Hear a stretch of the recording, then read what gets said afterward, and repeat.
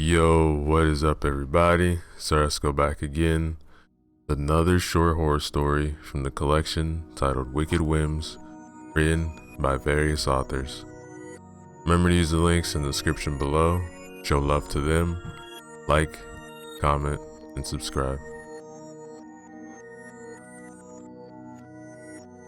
Whispers in the Corn, written by Callista.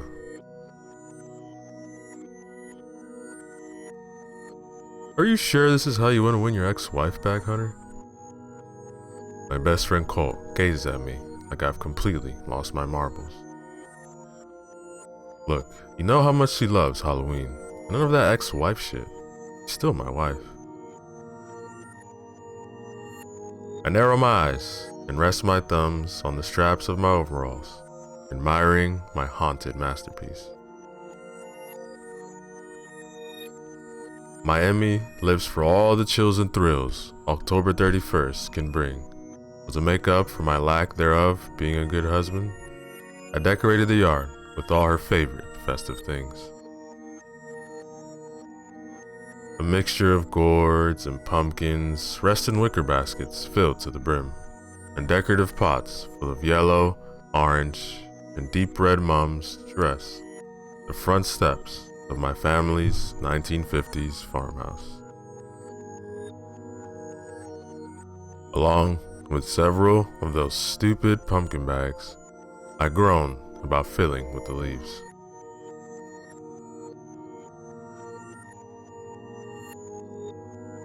Emmy likes to travel to this Halloween store about 2 hours away every August, and each year she comes back with a car full of new decorations.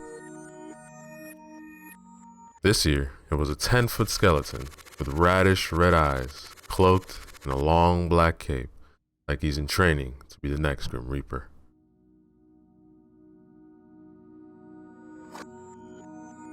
Aside from the overdone amounts of decor, I also staged a thrilling corn maze experience. She had begged me for weeks last year during the harvest season to help her create a spooky corn maze through our 60 acres of land.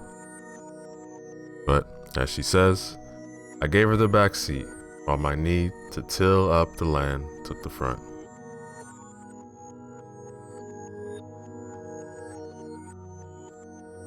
Hearing the cattle in the background snaps me out of my trip down Should Be Done lane. Alright, let's get them hay bales off the rack before the night sets in. Lord knows we gotta feed them heifers before they start bellowing for all of Dakota County to hear.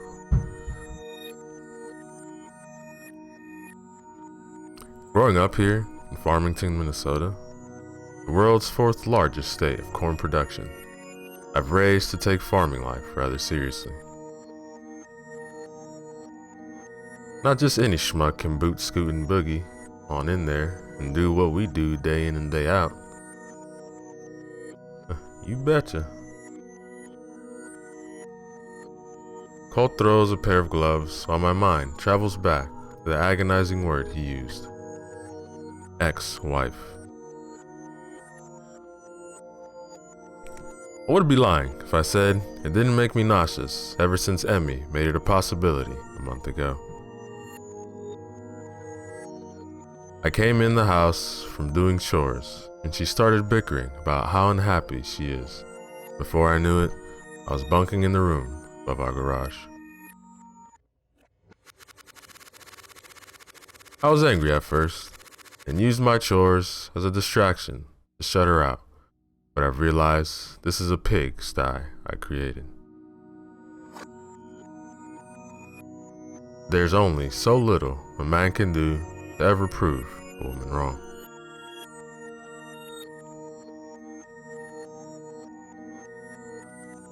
Pushing the depressing thoughts aside, I assist with the bales and jump on top of the worn-out hay wagon. Taking a hold of the jute-colored rope, I toss the bale onto the grass as memories flood my mind, recalling how Emmy and I used to love doing this together. We used to do everything together. Just 2 years ago, I was an award-winning high school football coach. My loving wife was, and still is, the most spectacular English teacher. We would have lunch together and sneak sweet kisses under the shaded tree that housed some of our greatest high school memories. Walk hand in hand out of our vehicle after a long day of work. It was like fireworks constantly went off around us, with no chance of ever dimming.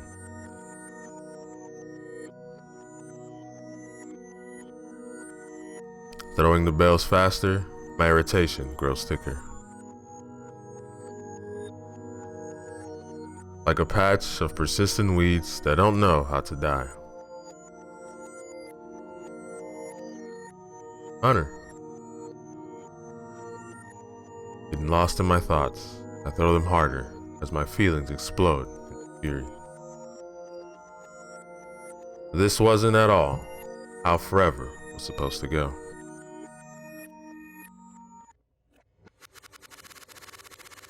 When I asked Emmy to marry me after scoring that game-winning touchdown my senior year of college, I promised her I would always be the man she needed. The man she wanted. Somewhere along the way, I got so wrapped up in my own life that I forgot the key word in marriage. Us. Hunter! Stopping my incessant bale tossing, I look at Cole as he waves his hands. Dude, throw any more bales like that and we're gonna have to grab a baler and redo it all. You alright, dude?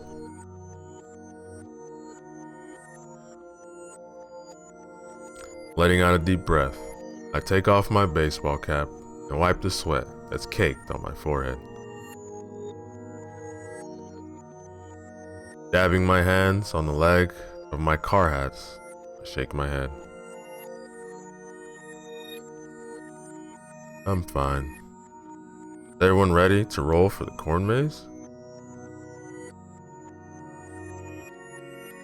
It wasn't until a few weeks ago that I realized I needed to form a plan to win back my wife's affections. I overheard a conversation Emmy was having with some of her friends in the driveway. They were telling her she needed to get out and scour the playing field again.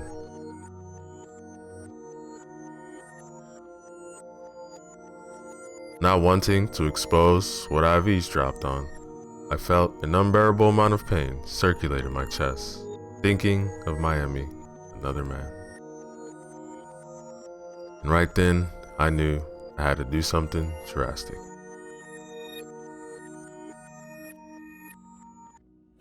Yeah, I just received a text from your brother and everyone's getting settled in their spots. Alright, good. Make sure y'all stay on the paths I made, and remind everyone not to move until they see me flash my headlights.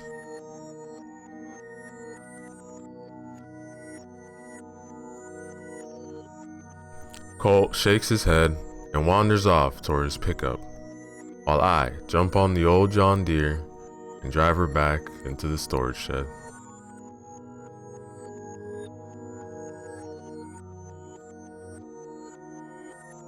I don't normally lock up my farm equipment, but there have been some strange occurrences around these parts lately, and a man can never be too careful. Especially with gear that cost an arm and a leg and a second mortgage on the home to purchase. Driving through the middle of the property, I reminisce on just how much history exists here.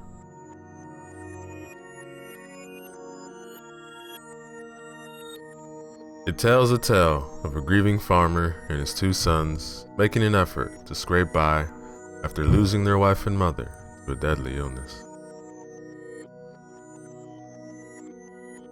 Although I was 10 years old when she passed, the years don't get any easier.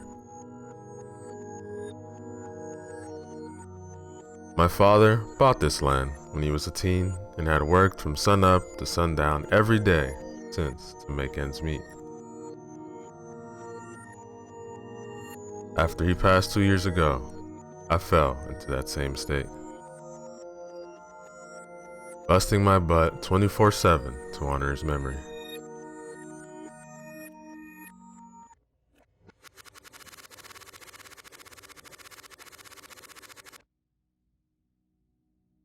Emmy, of course, put up no fuss and continued to keep her teaching job at Farmington High School while I took on the role of a farmer and left our city life behind.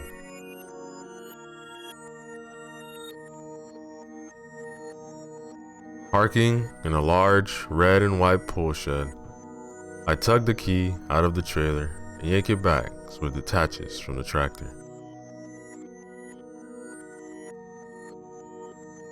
Whistling one of my favorite country tunes, I shut the door and lock up. What is this, Hunter? What do you mean? Don't play dumb with me, Hunter. When I left work this morning, there weren't nearly as many pumpkins and 10-foot skeletons in our yard. You can't start doing the things I asked you to do weeks ago just because I asked for a divorce. It's not how this works. There she goes again with that dreaded D word. I swear it's like a pitchfork on a glass window, each scrape making my ears want to shrivel up and run for the hills.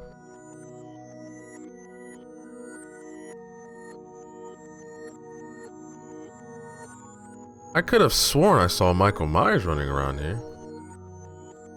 Maybe he wanted to give his number to one fan a little Halloween gift. The corners of her mouth upturned as she lets out a small giggle for my attempt at being humorous.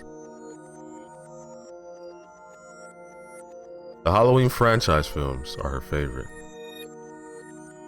Come to think of it, there hasn't been an October since I was 18 where we didn't have a marathon of watching all 12 slasher flicks.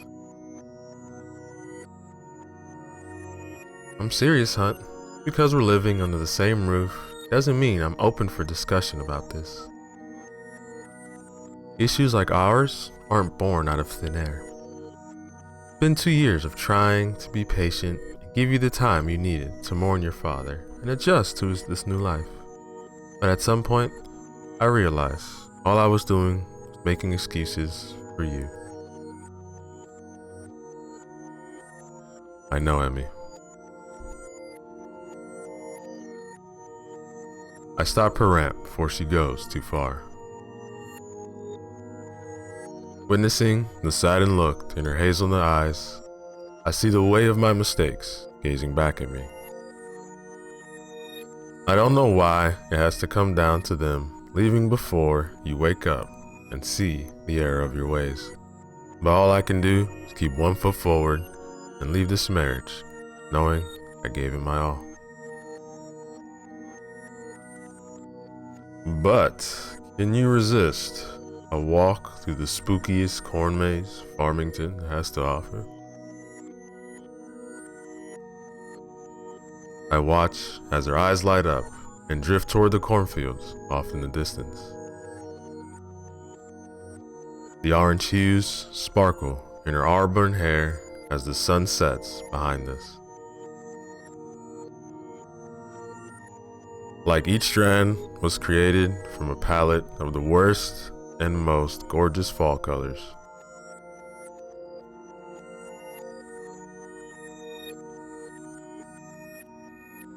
Emmy folds her arms across her chest as he tries to hold back her excitement.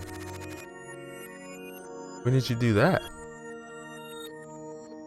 Well, a few of the guys helped me dig out a path over the last few weeks. I put it out in the west cornfield of Lambkin Lane, so you wouldn't see it until it was finished. We could head over there after dinner. I thought we would open it up to the public maybe next week for Halloween. That's what you still want. Hunter. She gives me that look, like she wants to say no, but a glimmer of hope teeters on the horizon.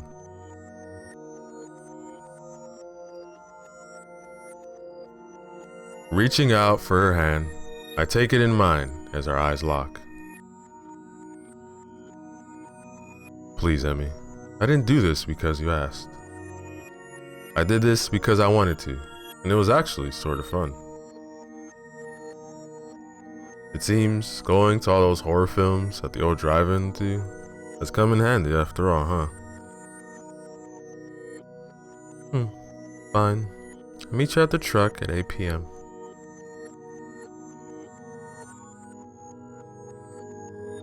Before I grow an embarrassingly large smile, he jogs back towards our house and steps inside.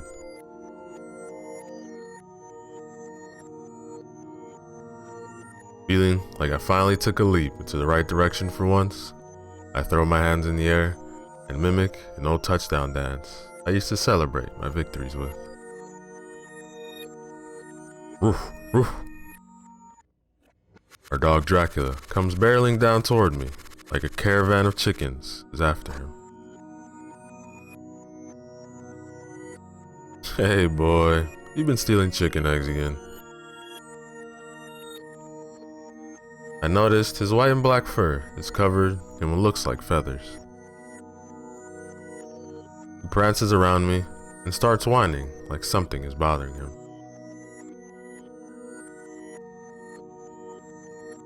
Crouching down, I hold out my hand for him to come, as I notice chunks of red liquid coating his belly. Dracula, sit. He wiggles his tail and heeds my command, cowering his ears like he's spooked about something. Hey boy, what happened? What'd you get into? Lifting his front paws, I scoop up a bit of the liquid and discover that it's blood. Not seeing any wounds on him, I figured he must have killed a chicken and tried to play with the remains. So I head over to the coop to investigate. Oh damn, what's that smell? I waft my hand in the air, securing the door with the rock so it stays ajar. Stepping further inside, I gasp, seeing all 28 chickens dead where they lay. Feathers, straw, and blood cover every square inch of the coop like it's an added Halloween decoration.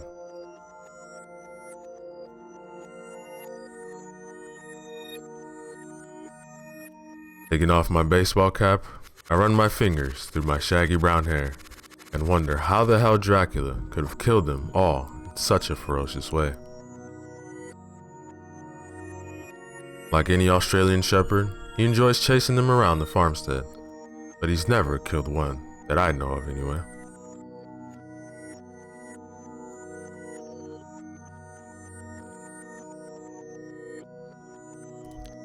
Sending a quick text to my chicken expert, I close up the coop and hope he can get to the bottom of this massacre. Greg started working for me a few months ago. The timing worked out perfectly as my old guy retired and Greg was new to town and was looking for a job. The man is quiet, but a genius when it comes to animals.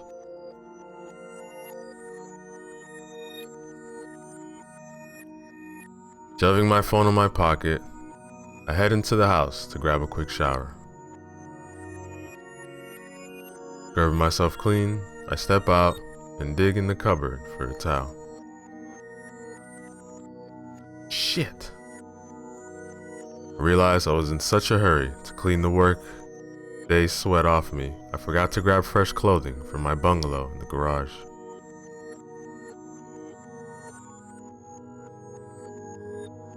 Opening the bathroom door, I stop about halfway, hearing what sounds like beads scatter across the hardwood floor. Crap.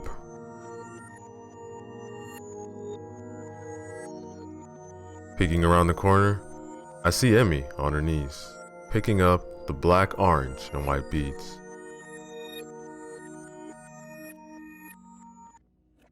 I was supposed to bring these to the school for homecoming. Emmy then pauses as her eyes roam my mostly naked body. Sweet Jesus. Trying not to chuckle, I held out my hand to help her get to her feet. Yeah, sorry babe. Forgot to grab clothing before I took a shower. Don't worry, I'll get out of your hair.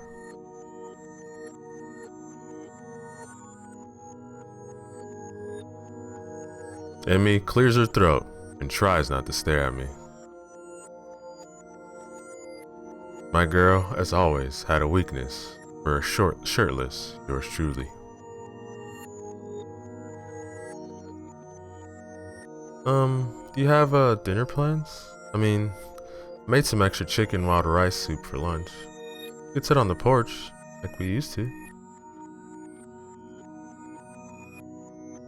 Feeling my heart spin like a rotor blade of a combine, I try to contain my excitement.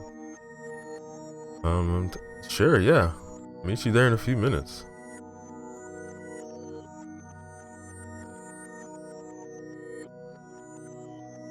Heading for the garage, I climb the stairs and quickly throw on some briefs, a pair of jeans, and one of my best flannels in record time.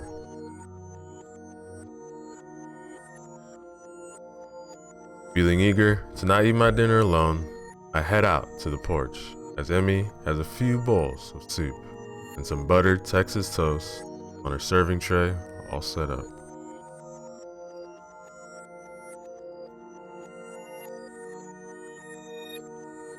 Spending the next 30 minutes eating one of my favorite fall soups, I feel a sense of peace watch over me, knowing Emmy and I can coexist without squawking at each other for once.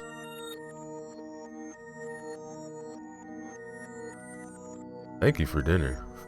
It was delicious, and the company wasn't so bad either. I smile as she does the same. A pale tint of red creeps onto her cheeks.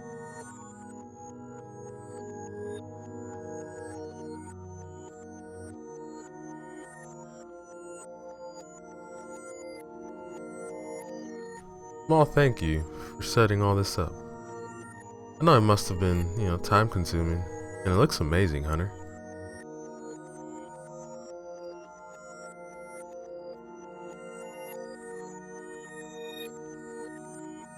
Feeling satisfied with my plan, I stand up.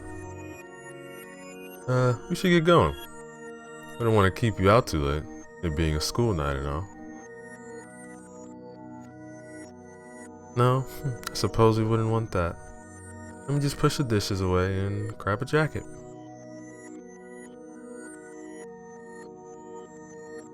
Emmy scoops up our bowls, taking them into the house. I use this opportunity to text the guys, let them know we're on our way.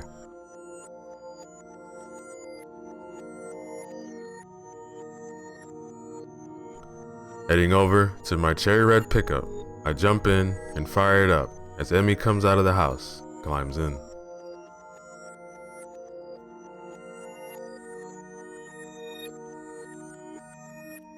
Do we need flashlights? Are you suddenly afraid of the dark? I only asked for your sake, Hunt. The whole town knows you slept with a nightlight until you were 16. Damn, I guess nothing stays hidden in this small town.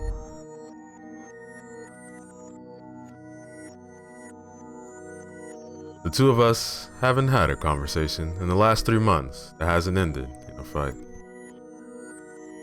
I'm embarrassed to say it's been even longer since I've been intimate with the girl who took my virginity at 17.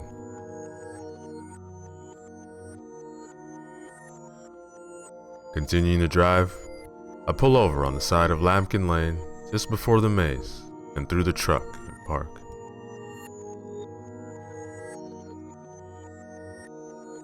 Flashing my headlights a few times, I turn off the engine and rush over to the passenger side door. Opening it, Emily lets out a little giggle and says, "Boy, Pulling out all the stops tonight, aren't you? I smirk and hold out my hand as she takes it, steps out. Visions of this exact moment to our first date flash through my mind.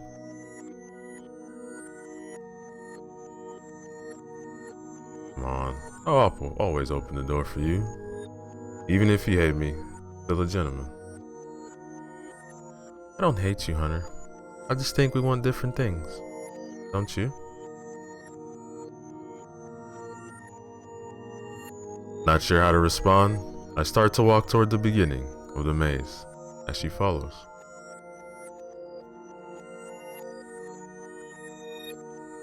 Clasping my arms behind my back at my wrist, I feel silly for thinking a few decorations and a walk through a corn should change her mind.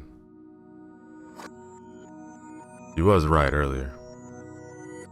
This didn't happen overnight. I have years of ignored conversations and bottled up emotions to make up for. Oh, I love the jack-o'-lanterns. You carved them yourself? Unfortunately no. Your aunt designed them. She was happy to help her favorite niece. And I may have mentioned I would have advertised her decor shop if we go public with the maze. I should have known. Agatha is so creative.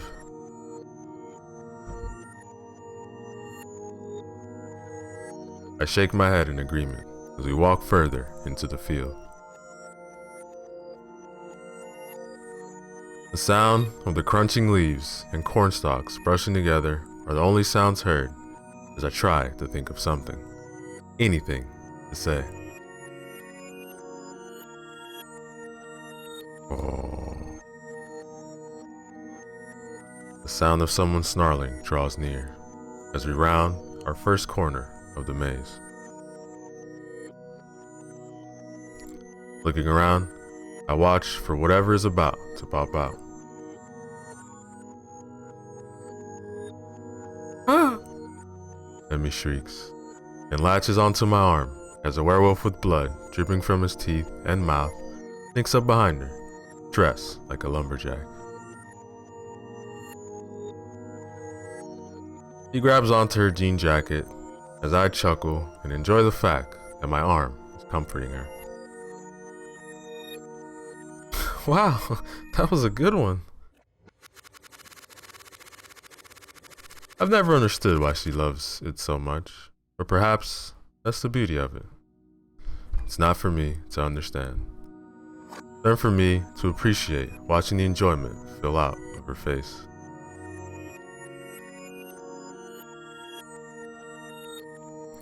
Continuing our walk, I see what looks like a white mask pop out of the corn.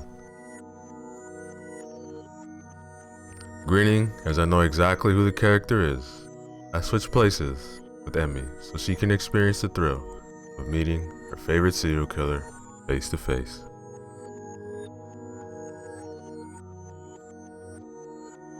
Before I can speak, I'm startled by the sound of a chainsaw revving its motor in the distance. The corn starts to part as the wicked butcher emerges. Oh, cool costume. He gets within inches of her face as she giggles and pushes him away. Ah, don't kill me, Mr. Butcher. Emmy releases herself from my grasp and sprints down the path, her deep belly giggle engulfing the air. The butcher turns around and gives me a thumbs up before going back to scare her. You don't deserve her. I glance behind me, hearing a whispered voice. What? Who's there? Searching the fields for any movement, but it's pitch black out there. The moonlight does shed some light, but not enough to see anything clearly. Ah! I hear Emmy shriek again, but this time it's an octave much higher.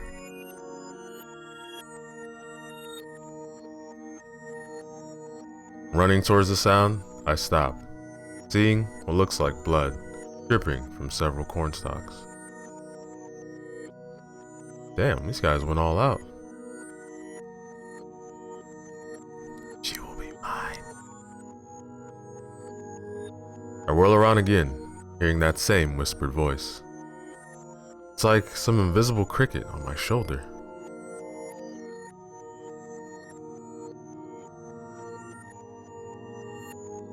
Oh, is that you, man? I'm not one you should be spooking, man. Come on, be serious. Hunter! Turning towards Emmy's voice, I see her standing in front of something, her body trembling in fear as I reach her. Hey, wait, what's wrong? What's the matter? This looks real. I look down on the dirt-covered path as a man's body lies there, stiff as a board, blood seeping from the dark locks on his head. Damn, that does look real. Recognizing the red and black checkered shirt he's wearing, I step closer, preparing myself for when he jumps up and scares the living daylights out of me.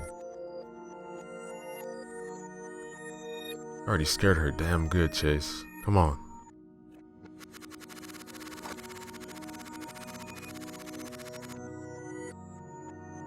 Moving the hair from his face, I see blood oozing from his mouth, his eyes remaining open with a look of terror frozen in them.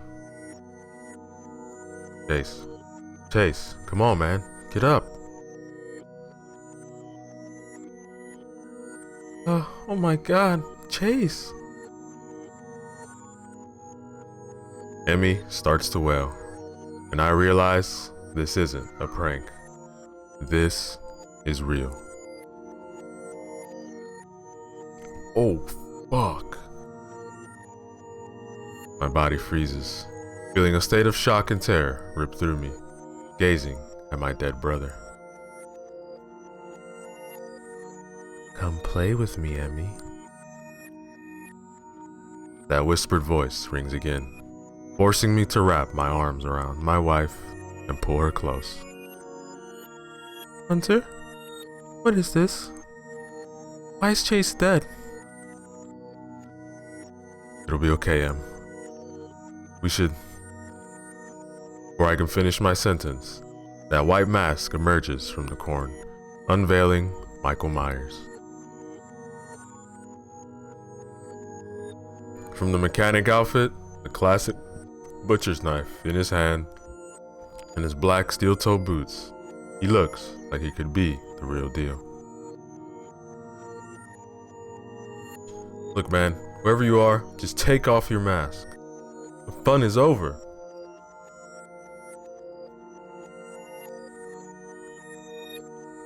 I shout, but the thing keeps walking towards us, turning his head to the side, like he doesn't understand English.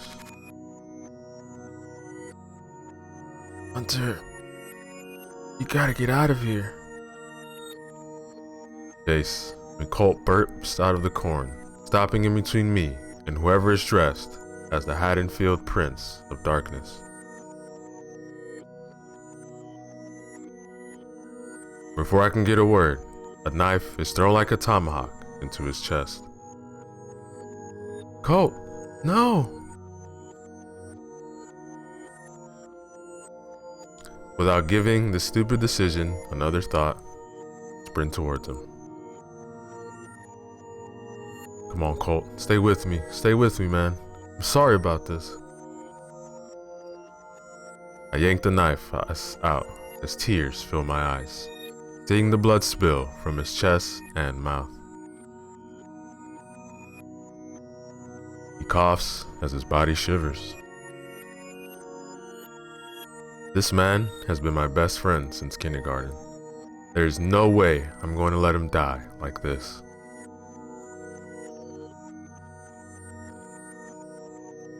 Getting to my feet, I point the knife at Michael as he stands a few feet away from me. Come on, take off your fucking mask. Now, this is enough.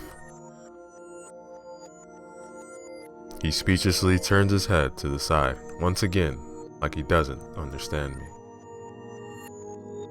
He said, take off your mask. Emmy shouts from behind me. Like her words are the key to his obedience, he lifts his hands and takes off his mask. What's the matter, Emmy? I thought this is what you wanted. Greg? What are you talking about? Wanting to shield her from whatever he's going to do next, I step in front of her. Yo, so now you want to saddle it up and be the loving husband. You deserve better, Emmy. Look what I've done for you. Since the moment we met in that Halloween store, and you told me how fascinated you were about Michael Myers, I just knew we were meant to be. What? I've never seen you before you started working for us. 5 years can change a man. I could tell something was wrong with you this year when you came to my store. You weren't your usual cheery self, so I followed you home and discovered your piece of shit husband was treating you like dirt.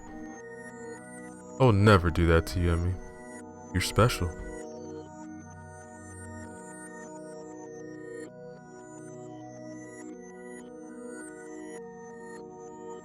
Greg tries to step closer, but I extend the knife, pointing it inches from his chest. Look, don't come any closer, you sick fuck. That's rich coming from the man who let his relationship die. And all for what? Because you're too busy moping around about losing your father? You're a poor excuse of a man. Just like your dumbass brother here. You motherfucker. Would you guys stop?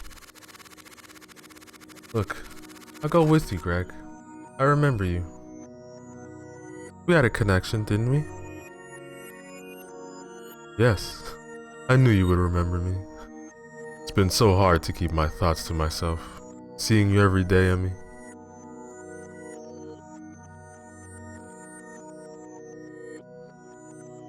Feeling like I've been blindsided, I noticed her fingers wiggling and then pointing down to her backside. Quickly thinking on my feet, I grab on one arm and stop her before carefully handing the knife, and she slides it up the sleeve of her jean jacket.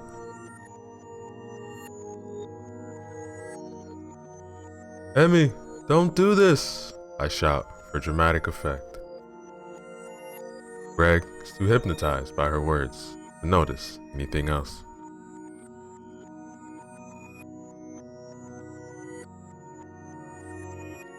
It's too late, Hunter. Look at this glorious scene Greg created for me, without being asked. She looks over her shoulder at me. Although her words take a stab at my unforgivable attitude lately, the look in her eyes tells me he has a wicked plan up her sleeve.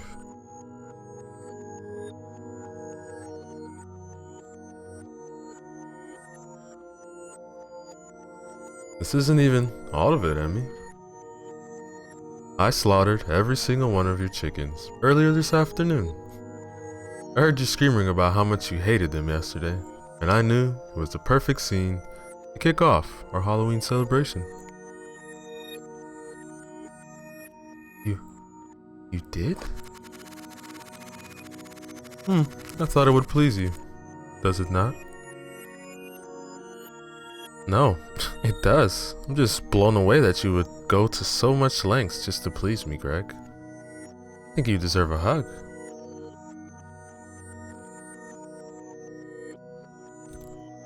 Feeling sick to my stomach as she wraps her arms around him. Our eyes meet as a sinister smirk draws out his lips. His hands roam across her back as the sweat drips from my forehead, wondering how Emmy is going to play this out.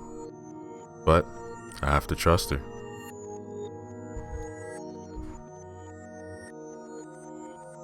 Emmy pulls back and quickly reaches for the knife. And before Greg can utter a word, I jump forward and leap on top of him. Ah, come on now. All those long days of tossing hay bales has done me damn good as I deliver blow after blow to his face. His body unable to move as it's trapped under my frame. You sick son of a bitch.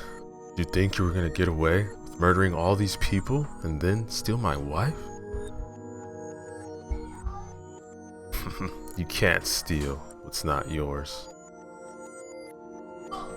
Hi, this is Emmy Robertson. I need to report a few murders on Lambkin Lane. We have the killer detained. Ah, you hear that, Greg? It's all over. Should have killed me while you had the chance, Hunter. I'll be back for her. We were meant to be together. You hear me, Emmy? We were meant to be together. That, ladies and gentlemen, is the end of our story.